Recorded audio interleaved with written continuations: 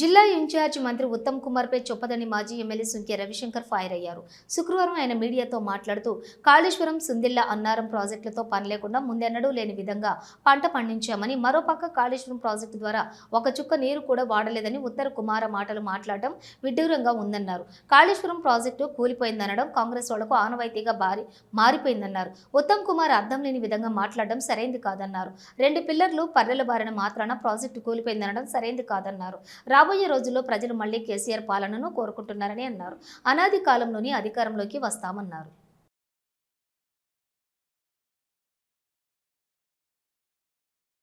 దేశ చరిత్రలో ఎక్కలేనటువంటి విధంగా ఎన్ని మెట్రిక్ టన్నులు తెలంగాణ రాష్ట్రంలో పంట పండిందని ఉత్తర కుమార ప్రగల్భాలు పలికిండు.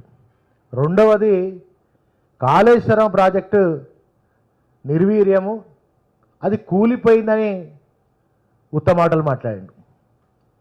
ఒక దిక్కేమో ఉత్తర కుమార ప్రగల్భాలు, ఎన్ని మెట్రిక్ టన్నులు, లక్షల మెట్రిక్ టన్నుల ధాన్యం తెలంగాణ రాష్ట్రం పండిందని, దేశానికి రోల్ మోడల్ ఉండే విధంగా ఉందని ఒక దిక్కు చెప్తూ, కాళేశ్వరం ప్రాజెక్టు ద్వారా ఒక్క చుక్క నీటిని కూడా వినియోగం చేయకుండా మరి కాళేశ్వరం ప్రాజెక్టు కూలిపోయిందని పచ్చి అబద్ధాలు మాట్లాడి, ఉత్తమాటలు మాట్లాడి పోవడానికి వచ్చిండు. మరి వచ్చినప్పుడు మంత్రి గారు ఈ జిల్లాకి ఏమన్నా ఇచ్చిండా?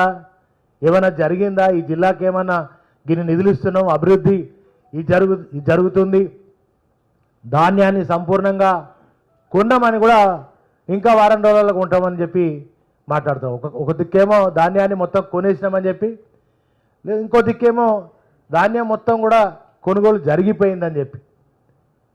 అంటే ఆయన మాట్లాడే మాటలలోనే 2 రకాలుగా అర్థాలు వచ్చేటట్టుగా నిన్న ఉత్తమ్ కుమార్ రెడ్డి మాట్లాడడం చాలా విడ్డూరంగా ఉంది. కాంగ్రెస్ వాళ్ళు కాళేశ్వరం ప్రాజెక్టు కూలిపోయిందని వాళ్ళకి ఇక ఆనవాయితీలుగా మాట్లాడే పరిస్థితి వచ్చింది. దానిలో ఉన్నటువంటి పిల్లర్లన్నీ 85 పిల్లర్లు మేడిగడ్డలో ఉంటే అందులో ఒక 2 పిల్లర్లు పగులు బారినాయి.